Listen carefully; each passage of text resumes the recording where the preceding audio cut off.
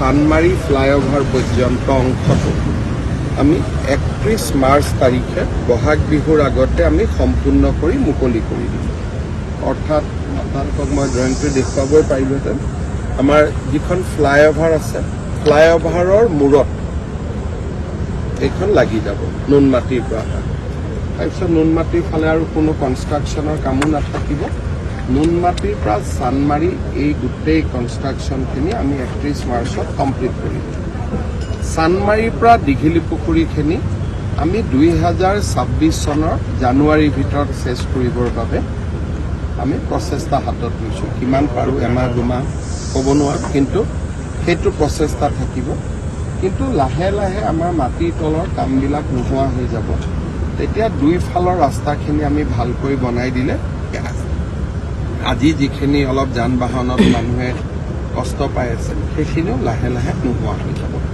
আৰু দুৰ্গা পূজাৰ সময়ত কামো যাতে কৰা নহয়, ৰাস্তাটো দুইফালে অলপ ভাল কৰি দিয়ে আৰু পূজাৰ ভিৰৰ মাজৰ সময়খিনিত ফ্লাইঅভাৰৰ কামটো বন্ধ ৰাখিব। এই ধৰণৰো কেইটামান নিৰ্দেশ মই PWD ডিপাৰ্টমেণ্টক দিছোঁ।